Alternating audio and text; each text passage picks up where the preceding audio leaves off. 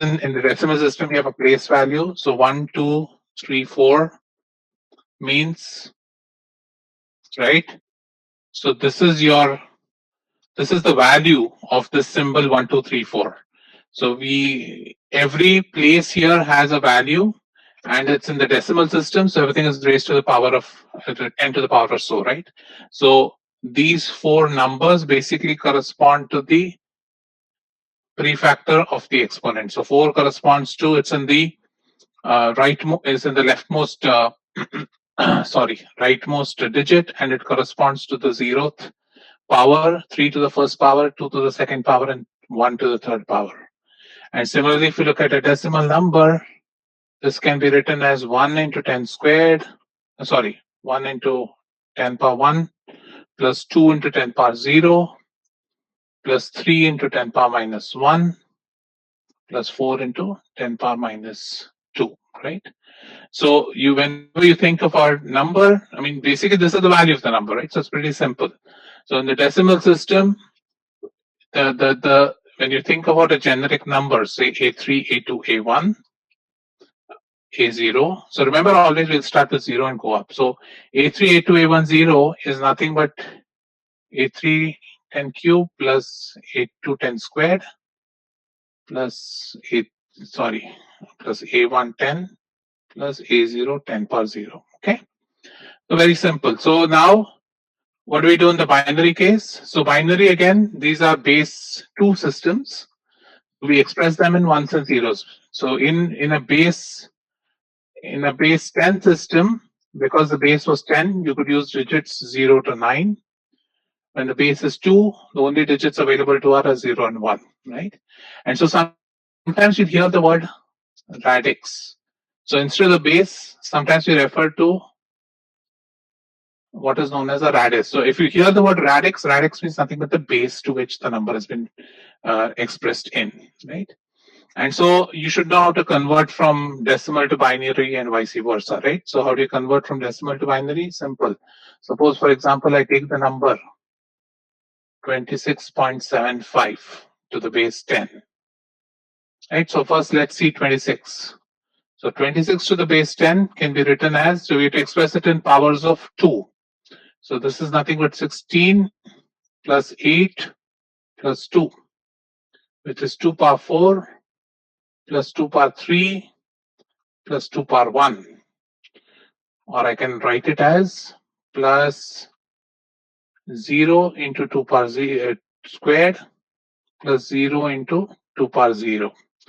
So this can be written as 1 into 2 power 4, 1 into 2 cube, 1 into 2 power 1, 0 into 2 power 2, and 0 into 2 power 0. So I can write this as 1, 1, 0, 1, 0 to the base 2, right? So that's 26. If I'm going to look at 75, that is 0.75 to the base 10.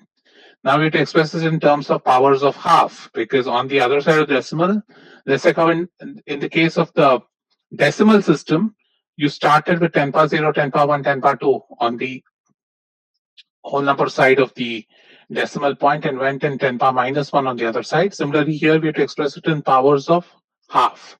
So I can write this as 0.5 plus 0.25. Or I can write this as 1 into 2 power minus 1 plus 1 into 2 power minus 2, right? 2 power minus 1 is half, 2 power minus 2 is 0.25 or 1/4.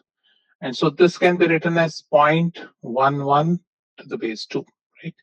And so when you want to write 26.75, that can be written in the binary world as 11010.11 to the base 2. So again, retain the decimal point wherever it is, convert the whole number part of it to its binary equivalent, convert the decimal part to its binary equivalent, and then just place the decimal point back where it was, and this is your binary equivalent. So now this was very simple because 0.75 can easily be expressed it's basically a finite series of half, right? So this is nothing but a geometric series. So here, because it's a finite series of half, we have no issue. If you can end up having a recurring series also, in which case then certain certain decimal numbers will get to a recurring series here. So keep that in mind. So it's pretty simple, this algorithm of conversion. So you need to be aware of that. So again, just terms. All of you should know this. What is a bit? A 0 or a 1 is known as a bit. When we say a byte, what does a byte mean? A byte typically means 8 bits, right? And then what does a kilobit mean? How many bytes is it? How many bits is it? So kilobit is roughly 1024 bits, or if you were to write it in decimals, 2 to the power 10 bits. Megabit is going to be squared cube. What would it be? Just like how a kilogram or like a kilohertz to megahertz, similarly kilobit to megabit, and then you have gigabit, terabit, what you have it, right? So remember, bit is always a single 0 or 1. A byte is a word which is made up of multiple bits, right? So again, all this you should be pretty familiar. So I'm not really going to spend a lot of time. Also, you should be aware of conversion from binary, decimal, octal, hexadecimal. So these things should be pretty easy for you since you've already done CP1. So all this should be pretty simple. And also, ideally you should also be able to convert to any other base if needed, right? So then we'll talk about complements. Again, you have done these before in CP in terms of 2's and 1's complement. So why is complements important? So we'll see later in the lecture that complements are important, especially when we start assigning some meaning to them. So what we'll do is, for example, if you want to implement addition or subtraction, if you were to do it in a regular brute force method, you'll have to have multiple circuits to implement addition and subtraction. However, you can use a single adder circuit to implement addition and subtraction if you use the complement method. So we look at how that helps very simply. Okay, so that's one of the reasons why complements are important. So we normally talk about two complements, a radix complement and a diminished radix complement. Right? Again, just to remind you, radix is nothing but the base, right? So for a decimal system, which is to the base 10, I talk about a tens complement and a nines complement, right? And what does that mean? For example, suppose you take the number, so it is a decimal number which has 4 places, right? So now what is the largest number which can be expressed in decimal using these 4 places? So the largest number that you can represent in this system would be, right? So this would be the largest number that you can represent in this system with 4 places. So therefore, when you talk about a nines complement, so a nines complement is basically what is the distance of this number, which is the number you want to take the complement of, to the largest number that can be represented using these 4 places. So nines complement would be essentially 9999 minus the number you want, which would be just subtract 9 from every digit. So you get 4521. So 4521 is going to be a nines complement of 5478. When you do a tens complement, a tens complement essentially is, you figure out if I add one more place to this, right? So what is the largest power of 10 that can be expressed? So if you think about 4 bits, the largest power of 10 you can express is 10 power 5, because that will be one additional, right? So 999 plus 1 is 10 power 5. And so the distance from that number is what is known as the tens complement, which is nothing but this. So the tens complement can also be thought of as the nines complement plus 1. Right? So if you were to think about it purely from mathematical standpoint, right? Suppose I have a number n, right? Then, and if it's expressed in some number of places small n, right? Then if the base of the system is r, then r power n minus 1 is the largest number that can be expressed by n spaces, right? So if I want the diminished radix complement, I take r power n minus 1 minus n. So this is going to be a diminished radix complement, and the radix complement is just going to be, so remember, the geometric way of thinking about this is you're trying to see what the distance of this number is from the maximum, right? Keep that in mind because that will help you later to think about why is it useful in subtraction. Because this is basically, so one way to think about any number, if you can think about a line, right? Let's think about a line. So there is 0 and this is the, suppose I have 4 places. This is the maximum number I can demonstrate on 4 places. I can show on 4 places, right? And so what happens is, you can, when you think of a number along this line, you can think of it vectorially as a distance from 0, or you can also define it as a distance from the maximum number possible in the system, right? So when I want to see a relative to other numbers, I can think of it as from the origin. This is what we normally think about. When we normally think about a number, we always think about it from the origin. So normally you would think of this, and that's how you think about a number, but you can also think of the number as a distance from the maximum power of r that's available, right? For example, so again, keep in mind radix and diminished radix. So for example, if you had a base of 8, so we'll talk about an 8's complement and a 7's complement, right? So in the case of a 7's complement, it's very simple, because if you have a base of 8, the maximum number that can be in any place in the number is 7. So to calculate the 7's complement, subtract the exact number from every digit from 7. And for 8's complement, just add a 1 to the 7's complement. That will give you the 8's complement. So you similarly will talk about the 16's complement and the f's complement.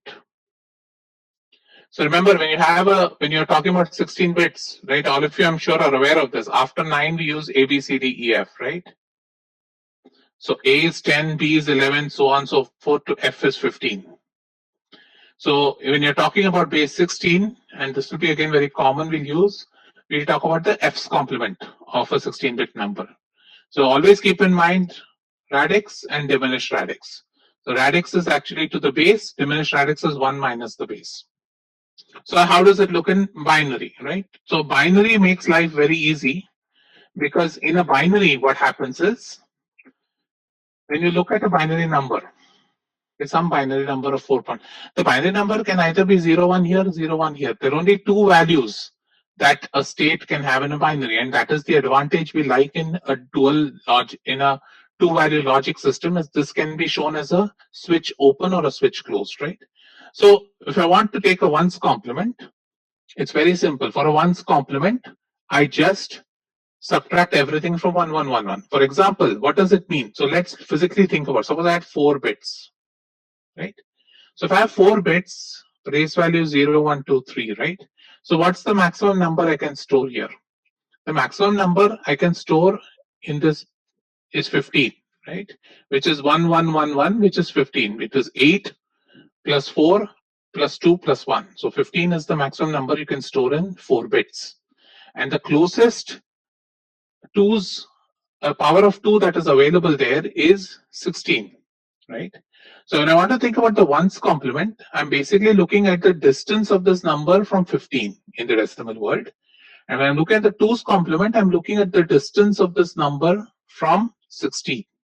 So for example, suppose I had let's look at a very simple number, 1010, right? So what is its decimal value? The decimal value of 1010 is 8 plus 2, 10, right? So 10 is the decimal value of this number. So which means that suppose I want to find the 1's complement, all I do is I flip every bit, because I'm going to subtract it from 1. So all it means is I'm flipping every bit. So to find the 1's complement every bit. So the 1's complement of 1010 will be 0101. And what is 0101? 0101 is 1 plus 4, which is 5, right? So the ones complement of 10, which is 1010, is 5. So this is the distance of 10 from 15, which is the maximum number that can be stored in 4 bits, right? And if I want to find the 2's complement, I just add 1 to the 1's complement, so that becomes 0110, right? So if I add 1 to 0101, if I add 1, 1 and 1 gives 0, carry over a 1, so that's 110, right? So this is your 2's complement of the number 10, which is nothing but 6. So that is the distance of 10 from 16, which is the largest power of 2 close to the maximum number that can be represented, because here we're looking at a radix of 2. Okay, so now how do you do? So all of you are familiar with MSB and LSB, right? So MSB stands for most significant bit, and LSB stands for least significant bit, right? So if you look at a binary number, this is the 0, 1, 2, 3, 4, right? So this is your MSB, which is the largest power of 2 that's available, and this is your LSB. Right? Why is this important? Because this is the most important bit. It is telling you whether this is a 1 or 0 will tell you what is the closest number, right? LSB will give you a maximum error of 1. If there is an error in the MSB, then it substantially changes the value you're representing, right? So therefore, it's very important that when you're like for example, if you're storing numbers or if you have errors which are happening in communication or anything like that, you want to ensure that errors happen in this part of the number. They do not happen here, because these are the important bits. So you want to ensure that, suppose you have a communication system where you think that no matter what you do, you're going to have errors in the system. Then you want to design the system in such a way that if the errors come, the probability of the errors showing up are higher on the LSB side than on the MSB side, right? And the reason being because LSB, if there's an error in the LSB, it's not going to change the value of the number by much. But if there is an error in the MSB, then there's going to be a substantial shift in the value of that number, right? So now, and another algorithm which obviously you guys would have all learned when you were doing CP is to, when you want to do the 2's complement, if you have a large number, so for the 2's complement, you can also do it this way. Suppose you're doing the 2's complement, let's take a big number, 110, 1100. So why do you guys take a minute and find what the 2's complement of this number is? So the simple way to do this is start with the LSB, right? Start with the LSB. If the LSB, start converting from here. If it's a 0, leave it as is, right? Till you hit the first one. So till hit the first one from the LSB side, keep the same number. After the first one, flip the digits, right? So this is going to be a 2's complement. Again, let's remember the algorithm. Start counting from the LSB. If the LSB is 0, let it be as is. Move to the next significant bit. Keep moving down till you hit the first one. When you hit the first one, send the first one as is. And after that, start flipping the bits, right? And so this is going to be the 2's complement of your number. Good. So then another thing, how do you add two numbers? So I'm not going to go decimal addition. All of you are familiar with that. And so binary addition also, it's simple. So I'm not really going to spend time, but if you want, you can. So all this is simple. You guys should be familiar with this. So I don't want to waste a lot of time on this. Now let's look at subtraction. And this is where the tens complements. Let's try and think about subtraction from a tens complement, right? So let's think about, so I've taken an example of two numbers, right? So there is M and there is N. So M is 72,532, N is 3250, right? So in reality, if I'm going to write, I need to make them both of the same length. So I have 72532 and 3250, right? So these are my two numbers. So I know that M is greater than N, right? Because I know the value of these numbers. So which means that I know my M minus N is going to give me a positive number, but N minus M is going to give me a negative number. So what I can do now, instead of So if I were to do regular subtraction, you'd just do this and then subtract 0 from 2, borrow 1 from 5, do that and all that. So what we'll do instead is, to calculate m minus n, let's find what the tens complement of this number is. So let's take the first number as is. And because I'm subtracting minus n, let's take the tens complement of this. So what's the tens complement of this? The tens complement of this is the nines complement plus 1, right? So the nines complement of this is going to be 9, 6, 7, 4, 9, right? Plus 1 gives you 9, 6, 7, 5, 0. So the tens complement of is this number, right? And so let's add the two numbers. When you add the two numbers, what you get is, right? So you get a number 169282. And now because I know that m minus n is positive, this 1 is superfluous. If I throw away this 1, then this is exactly the number which I would have got by subtracting these two numbers, right? So for subtracting the smaller number from the larger number, what I did was that I took the tens complement of the second of n, right? And added m to the tens complement of n. So what I got was what was remaining plus this additional 1. Right? So we look at it graphically. Graphically is much easier to understand.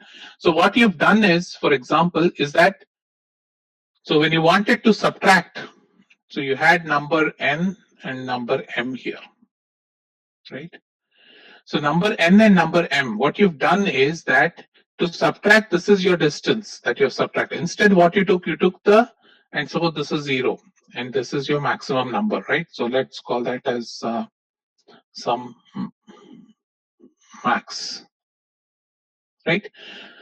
So remember, when you took the tens complement, you're basically looking at this distance here, right?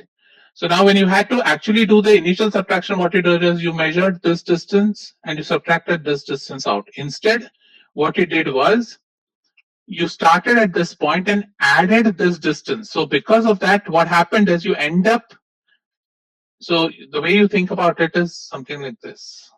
So this is your 0, and again, this is your maximum. So every time you go through this way, right? So so if you had like 5 bits means that your maximum number can be 99999, or the maximum power of 10 that you have there is 10 power 6, right? So 10 power 6 is the closest power of 10 you can have. So what you have essentially done is, suppose this is your n and this is your m. You wanted to measure the arc of this curve, right? And so when you think about it, you're measuring distances this way. And what you've done is, by actually measuring distance the other direction, you're going over the circle once. And because of the fact that you're going over that circle, you have this additional 1 coming in, which now, because you knew that the answer of m minus n should be a positive number, you threw away this 1, saying that this 1 is extraneous. Now, on the other hand, suppose you do n minus m, right? Suppose I want to do n minus m, right? So when I want to do n minus m, I will take n as is, and I'll take the tens complement of m, right? So the tens complement of m is, right? So that's your tens complement. And now when I add the two, I get a sum which can be written as, right? So this is the sum of the two numbers. Now obviously this doesn't make sense, because if I subtract the two, I should get negative value of this. But suppose I take the tens complement of this number, then what do I get? If I take the tens complement of this number, right? So what is the pattern we're seeing? We're basically seeing a pattern that I can think about subtraction as addition as long as I take the tens complement of the subtractant, right? So as long as I take whatever I'm subtracting out, if I take the tens complement of it and then add it to the first number, then I can get either the difference if the first number is greater than the second number, or I get the tens complement of the difference if I'm looking at a negative number, right? So again, what you're seeing is that if I'm going to implement it in hardware, I just need one adder. But that's not good enough here, because now I have to think about, I need to have additional information, right? Suppose I want to implement this on an adder, then I need to also have additional information as to figuring out whether is this number greater than this number or not, right? Because I know if the first number should be greater than the next number of the second number, I should ignore this value and take the answer as its face value. However, if it's the other way around, that the first number is smaller than the second number, then I should expect that the answer I get from my adder is actually the tens complement of the answer. It's not the actual answer, right? So what you see is, if you want to, so you're seeing a clue as to how to implement in the hardware, is that you can use this to implement in subtraction, but you need to have some way of differentiating what a negative number is or what a negative value is. That is, that complement should mean something, right? So this is basically what that complements are used for. The other way to think about this is mathematically, if you want to do, right? Let's look at what's the tens complement of n. The tens complement of n can be written as r power n minus n, right? And so when I want to implement m minus n, what I'm doing is I'm implementing m plus r power n minus n, right? And so what I'm getting is r power n plus m minus n, right? So because I know m minus n is positive in this case, therefore I'm getting this r power n, which I'm throwing it out. And so I'm calling this answer as this is the true value, m minus n, and this r power n is what this extra 1 came out was. And so I throw it out. So when m is greater than n, then this is just the true value of m minus n with an additional overflow. We'll call this an overflow of the number because I'm getting an r power n there. However, if n is greater than, sorry, if it's the other way around, then n is greater than m, then I can express this as, so now this looks like the tens complement of n minus m, right? So depending on which number is positive or negative, right, you have to make a decision as to what to do with this number. So we know that if m is greater than n, then I throw out this r power n. If it's the other way around, then I get the tens complement, right? So mathematically, it's very simple. All you're doing it is identifying whether the number is positive or negative, and then making a judgment on what that answer means, whether it's the tens complement or is it the actual number. So now let's do a similar exercise in the binary world, right? So let's do a similar exercise where I have these two binary numbers given to you. And what I want you to do is, so again, as I said, you can use the radix complement or the diminished radix. So let's use the diminished radix in this case. In the previous case, we used the radix. So here I'm using the ones complement. So what I want you to do is compute. So let's write it out better so that you can see the two numbers. Right, so we know here that x is greater than y because x has more ones on the first half of the number. So now compute x minus y using the ones complement. So just take 30 seconds and do that. And then we'll do it together on the screen.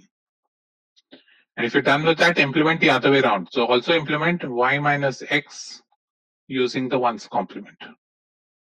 So if you want to do this part, what do you do? Again, start with x. X is 1, 0, 1, 0, 1, 0, 0.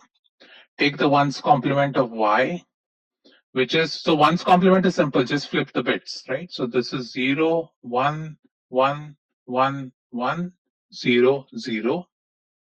Add the two numbers. So what you get is 0, 0, 0, 0, 1, 0, 0, 1, right? And now, because you're using ones complement, remember ones complement has that additional 1 that you're pulling out. So again, let's remind ourselves, what is ones complement? So remember, radix complement is r power n minus n. Diminished radix is r power n minus 1, right? So you have this additional minus 1 here. So for that, you need to implement, so this is your carry, which is coming out of that. So add it to here, and what you get is 0, 0, 1, 0, 0, 0, 1, right? Now this is happening again because we're using the ones complement. If I use the twos complement, then I don't have to do this, because the twos complement is much easier to work with because I don't have this extra minus one, right? In this case, because I have that extra minus one, when I take the ones complement of y, I need to add that one back to get the value.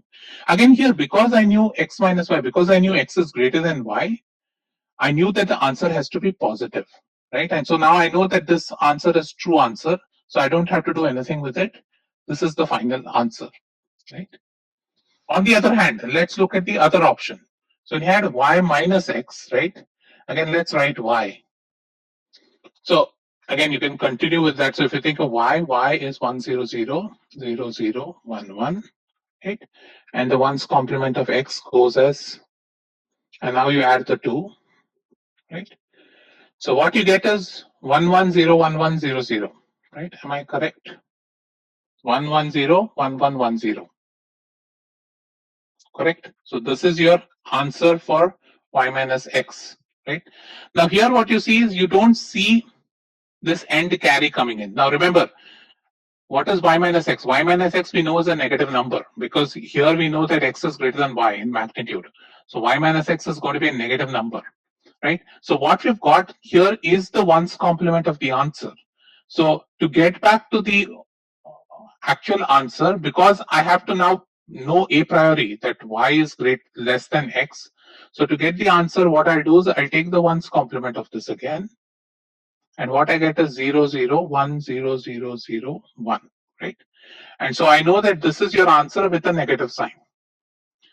Again, remember, because there is no extra carry here, I don't have to worry about this minus 1, because I'm taking the ones complement again. So because I'm taking the ones complement again, that minus 1 is going to get absorbed into that ones complement, right? So leaving behind the same number. So again, what I want to impose on you guys is, so obviously you see that the ones complement is kind of ugly, that twos complement have been much easier. But what I want you to see is that you can implement subtraction using addition. But in both these cases, the problem is, what the problem happening is that you need to know a priori whether x is greater than y or y is greater than x. So if you want to implement this in circuit hardware, you need to first establish this condition. And once, so if you want to write this, then you'll have to choose different paths, right? If x is greater than y, you'll have to use this path. And basically what answer you get will be the true answer. So take the sum and then add the carry if the carry exists, and that gives you the answer. And if it's the other way around, then what you get as the answer is the ones complement. So you'll have to take the ones complement back again to get the answer. So if I want to implement this in hardware, I need to have something known as a comparator. So comparator is a block, it's a design module which can compare two numbers and tell you which number is greater than or less than the number, or are they equal. So I need a comparator, a complementer. So you'll use the complementer in case the comparator gives you certain things which will tell you which one to complement, and then an adder. So to implement a subtraction, I don't need to create a subtractor, but rather I just need to use an adder with an additional block, which is going to be a comparator, which will tell me how to interpret the results I get from an adder, right? So that's how you would implement this on hardware. Extending this concept forward, I could have also thought about m minus n as, right? So if I think of a way of expressing a negative number, then life becomes very easy, because then it's very easy to implement anything and everything I want by thinking of this as a negative number. So how do you code negative numbers when you're converting things to binary, right? So there are two kinds of conventions available for numbers. So the first simplest technique is magnitude. So again, you need to get into the habit now of also thinking about why we're doing all this. We're doing all this because I eventually want to put it on a bunch of transistors and a bunch of chips, right?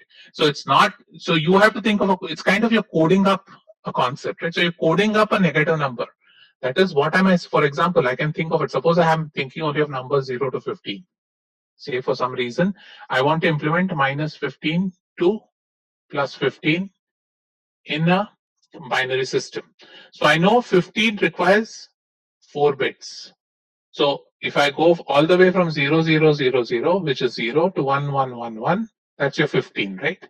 So what I can do is I can say, okay, I'm going to implement, these are how many numbers? These are 15 plus 30 plus 1, 31 numbers. So I'm going to implement these 31 numbers using not 4 bits, but 5 bits, right? So I'm going to implement it using 5 bits, where I'm going to use these 4 bits to implement the magnitude of the number, and I'm going to use what is known as a sign bit. So I'm going to call this MSB as the sign bit. So this will, I can say that, okay, if the sign bit is 0, it's a positive number. If the sign bit is negative, then if the sign bit is 1, then I'll call it a negative number, right? So if I'm implementing 1, so if I'm implementing 1001, this is going to be your negative 1. And 00001 is going to be positive 1, right? And basically in this kind of system, what you see that 10000 and 00000 both map to, there's nothing as a negative 0 and a positive 0, right? So in this case, what happens is you're using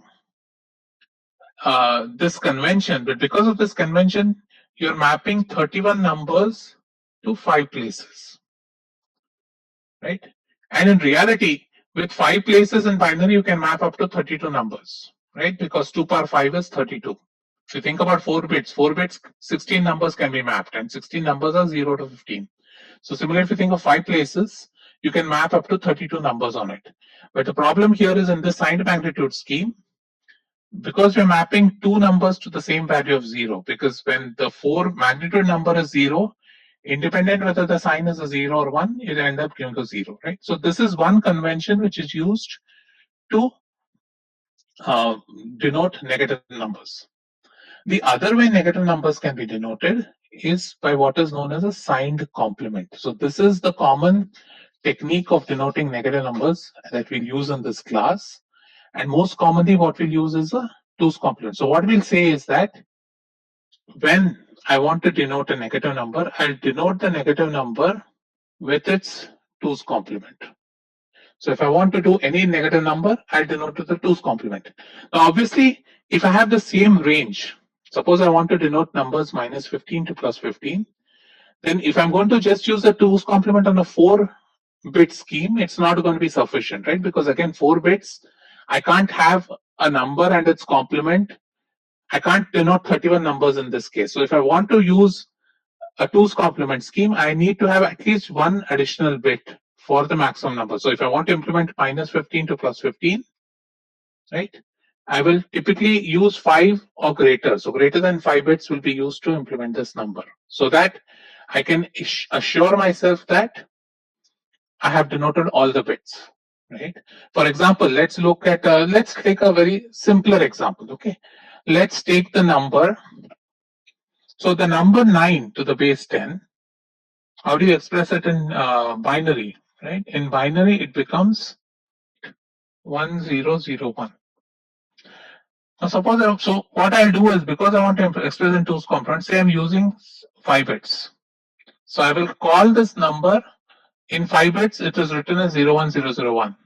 So when I want to denote a negative 9, how do I do it? I take the 2's complement of it. Again, 2's complement goes like, if start with the LSB, if it's 0, leave it as is. First one, leave it as is. Then flip the numbers, right? So this becomes a 1, this becomes a 1, this becomes a 0, this becomes a 1. Right? So now what you see is that when you're using more than 4 bits, so again here, now I'm using 5 bits to represent this, you'll see that all the negative numbers will have a 1 in their MSB, right? And again, please remember that when I'm doing this, I'm just trying to implement minus 15 to plus 15. So when I want to implement minus 15 to plus 15, I will use greater than 5 bits. So what I'll see is that half of the numbers will be represented using 0 as the MSB, and the rest will be the magnitude.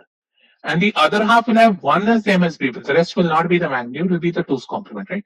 So in that sense, so it's very different. Even though if I look at a negative number, I'll say, okay, this is a clearly a negative number in this convention because I'm seeing a 1 sitting in the beginning. Please remember that the conventions are very different. In a signed magnitude convention, this magnitude part always remains the same. You're only denoting 0 or plus or minus using this bit, which is either a 0 or 1. Whereas in the case of a signed complement convention, the MSB continues to tell you whether it's a positive number or a negative number. But the rest of them are not the magnitude of the number. Rather, to get the magnitude, you have to take the 2's complement of this number to get the magnitude, right? So so let's do a different example. Suppose I ask you, what does this number represent in this scheme, right? So what does this number represent in this scheme? So to get that, I need to take the 2's complement of this. So when I take the 2's complement of this, I get 1, 1, 0, 1, 0, right? And 1, 0, 1, 1, this is nothing but 8 plus 2 plus 1, which is 11. So this is nothing but minus 11 to the base 10. So what I want you to do is be very comfortable with these conventions. Be very comfortable how to convert numbers, positive and negative, to their respective signed complements, right? So you should be able to convert any negative number to its signed complement form or to its signed magnitude form, right? Okay, so let's think. So a very nice way to think about these numbers is given here. So let's think about it just as a circle here, right? And let's again, now these are 4 bits. So suppose I have 4 bits. What are the maximum numbers I can denote with a 4-bit number, right? So 0, 0, 0, 0, 1, 2, 3, 4, 5, 6, 7, right? Now what happens when the MSB has gone to 1, right?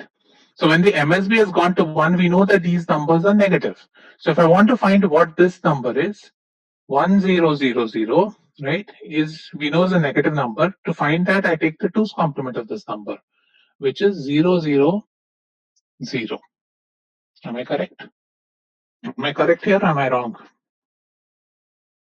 Okay, let's look at the other side. Suppose I have 1111. What does 1111 mean? Right? 1111 basically means it's minus 1. 1110 minus 2, minus 3, minus 4, minus 5, minus 6, minus 7, and minus 8. So what happens is when you have a wheel like this, so now again remember, even though these are 4 bits, the 4 bits can represent only numbers from the maximum 8. So what you see here is you're able to represent from plus 7 to minus 8, right? And how do you think about it? So you start with a 0 here. If you go in this direction, you see the positive numbers. You go in the other direction, you see the negative numbers. So you can think of this. Now, why is this wheel important is because if you now start thinking about addition and subtraction of numbers, you can quickly do that using the wheel. So for example, let's, and I don't have the wheel here. Oh God. Okay. So let's look at a number that we want to say add. Let's do a simple addition here. Say want to add plus 2 plus 3, right? So what do? I start with 0, go 2 steps. So I've hit 2, right? Now when I've hit 2, I want to add plus 3 to it. So remember, this direction is addition, that direction is subtraction. So when I'm going clockwise, I'm adding. So when I'm clockwise, I can add 3, and what I get is 5, right? So so it's very easy to think about this in terms of, so now instead of this, suppose I take 2, right? Suppose I take 2 and subtract 4 from it. So I take 2 and subtract 4, I'm going to go this way. And what I end up is getting is minus 2, right? Or you can think of it as I went all the way across to the 2's complement. So remember, if I go one full circle, it is 16, right? If I go one full circle, it is 16. So instead of that, I went 4 back. So what I end up remaining, if I go minus 4, is I end up getting here as minus 2, right? So we can do that. So doing this on a wheel might help you visualize these numbers better. I mean, it's your call whether you want to do it with the wheel or just brute force algebraic method. Um, so, last point I wanted to highlight. Suppose I add two n-bit numbers. How many bits should be there in the sum? Somebody can open their mic and tell me. Suppose I'm adding two n-bit numbers. What is the minimum size the sum bit should be? Suppose I'm adding two 4-bit numbers.